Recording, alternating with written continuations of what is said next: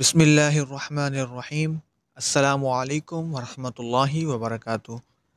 Islamic knowledge ان اردو میں آپ کو خوش آمدید کہتے ہیں۔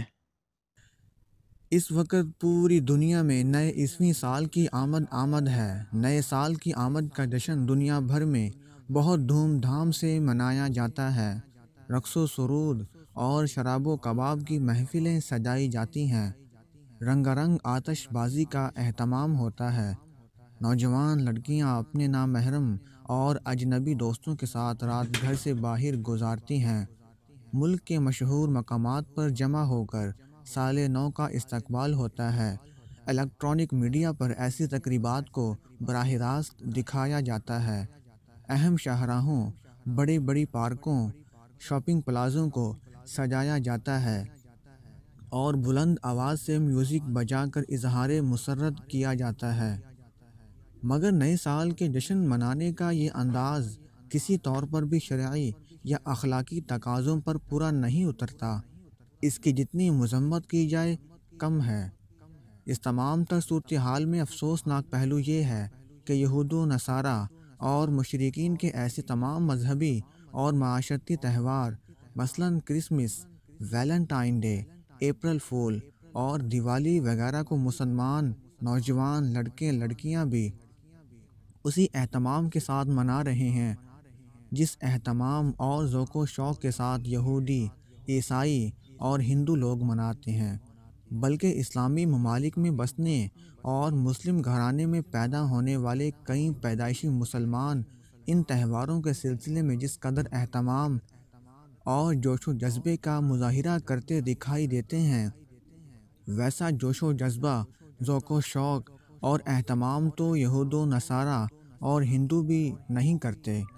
یہود و نصارہ کی پیروی اور اغیار کی تقلید میں یہ اہتمام کسی مسلمان کو ہرگز زیب نہیں دیتا۔ کیا کبھی کسی یہودی، عیسائی، پارسی، سکھ یا ہندو کو بھی دیکھا ہے کہ اس نے مسلمانوں کی تقلید میں رمضان کے روزے رکھے ہوں، عید الاضحیٰ میں قربانی دی ہو یا کبھی عبادت کا اہتمام کیا ہو؟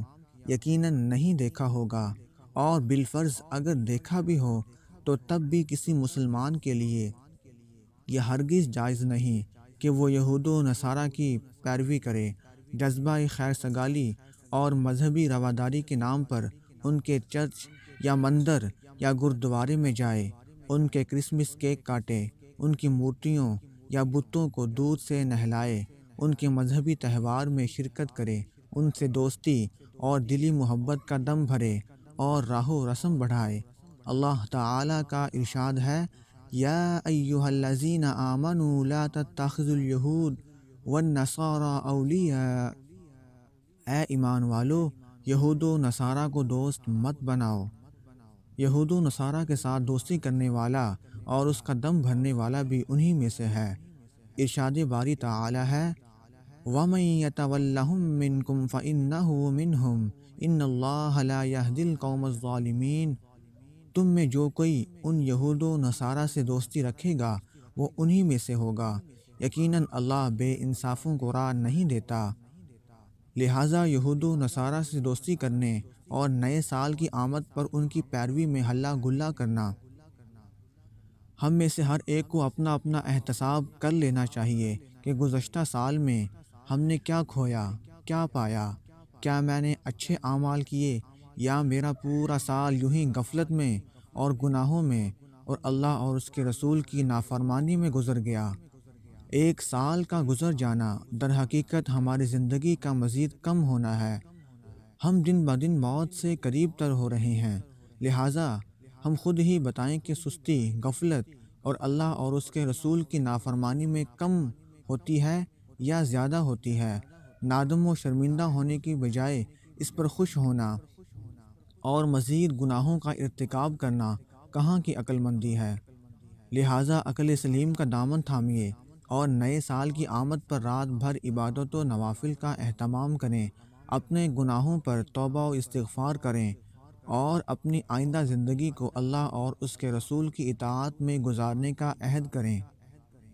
کوئی یہودی ہو یا عیسائی یا کسی بھی قسم کا غیر مسلم ہو، ہر ایک پر لازم ہے کہ شریعت محمدی پر ایمان لائے اور اسی کے احکام کی پیروی کرے۔ حضرت سیدنا ابو ہریرہ رضی اللہ تعالی عنہ سے روایت ہے کہ نبی پاک صلی اللہ علیہ وآلہ وسلم نے فرمایا کہ اس ذات کی قسم جس کے قبضے میں محمد صلی اللہ علیہ وآلہ وسلم کی جان ہے، اس امت کا کوئی بھی یہودی ہو یا نصرانی میری رسالت کو جاننے کے باوجود اس حال میں مرا کہ وہ میری لائی ہوئی شریعت پر ایمان نہیں لایا تو وہ جہنمیوں میں سے ہے۔ اللہ تعالی ہمیں صراط مستقیم پر چلائے۔ وآخر دعوانا ان الحمد للہ رب العالمین۔